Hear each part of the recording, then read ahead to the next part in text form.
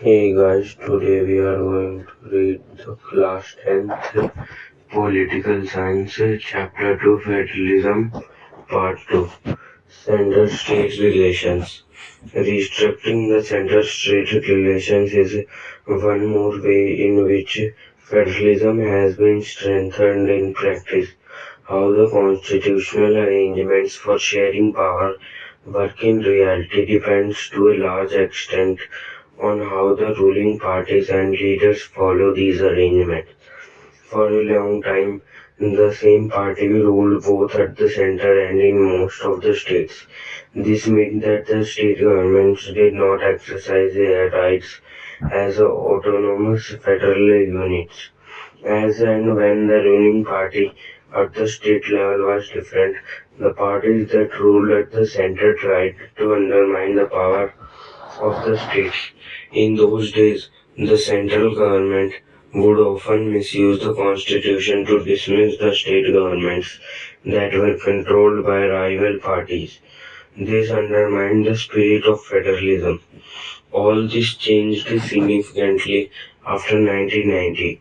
This period saw the rise of regional political parties in many states of the country. This was also the beginning of the era of coalition governments at the center. Since no single party got a clear majority in the Lok Sabha, the major national parties had to enter into an alliance with many parties, including several regional parties, to form a government at the center. Here you can see some cartoons of coalition government and center-state relations where states plead for more powers. This led to a new culture of power sharing and respect for the autonomy of state governments. This trend was supported by a major judgment of the Supreme Court that made it difficult for the central government to dismiss state governments in an arbitrary manner. Thus, federal power sharing is more effective today than it was in the early years after the Constitution came into force.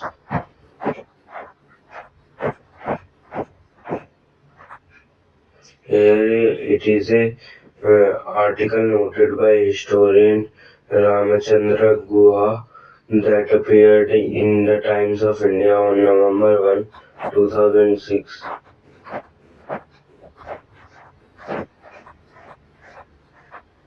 Decentralization in India. We noted above that federal governments have two or more tiers of governments.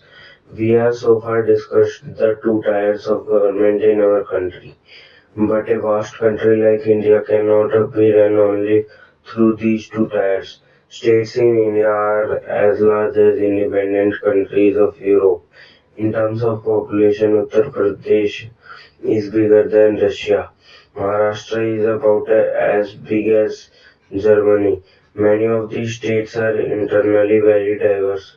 There is thus a need for power sharing within these states. Federal power sharing in India needs another tier of government below that of state governments. This is the rationale for decentralization of power. Thus resulted a third tier of government called local government.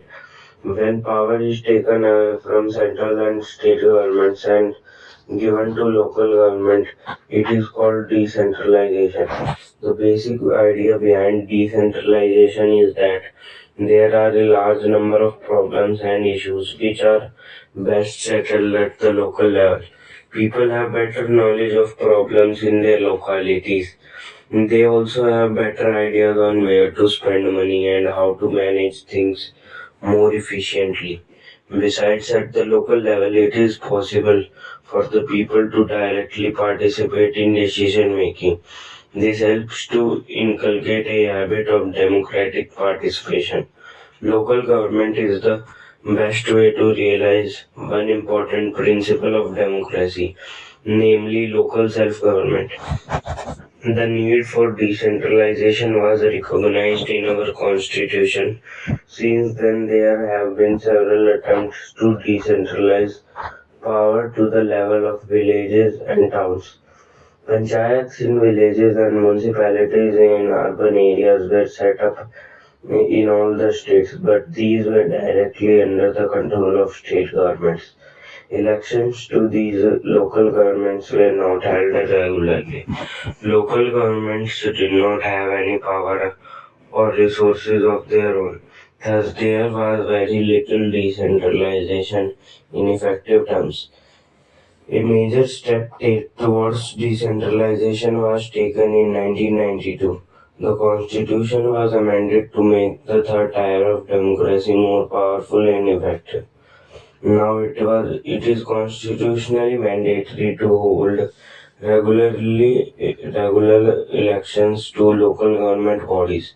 Seats are reserved in the elected bodies and the executive heads of these institutions for the scheduled castes, scheduled tribes, and other backward classes. At least one third of all positions are reserved for women. An independent institution called the State Election Commission has been created in each state to conduct panchayat and municipal elections. The state governments are required to share some powers and revenue with local government bodies. The nature of sharing varies from state to state.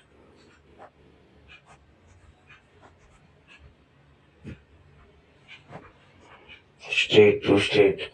Rural local government is popularly known by the name Panchayati Raj.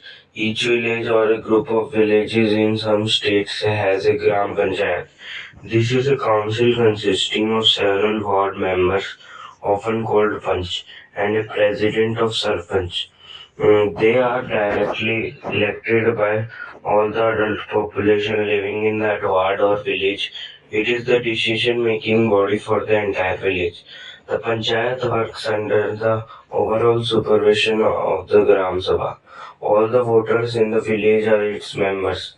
It has to meet at least twice or thrice in a year to approve the annual budget of the Gram Panchayat and to review the performance of the Gram Panchayat. The local government structure goes up to the district level. A few gram panchayats are grouped together to form what is usually called a panchayat samiti or block or mandal. The members of this representative body are elected by all the panchayat members in that area.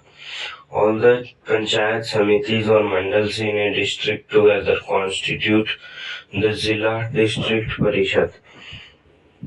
Most members of the Zilla Parishad are elected.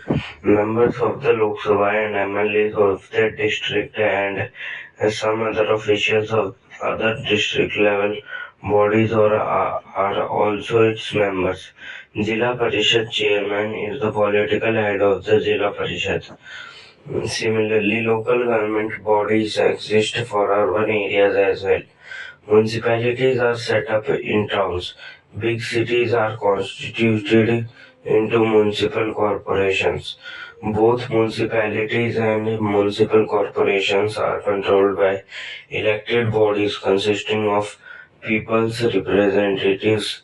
Municipal chairman is the political head of the municipality. In a municipal corporation, such an officer is called the mayor. This new system of local government is the largest experiment in democracy conducted anywhere in the world. There are now about 36 lakh elected representatives in the panchayats and municipalities, etc., all over the country. This number is bigger than the population of many countries in the world.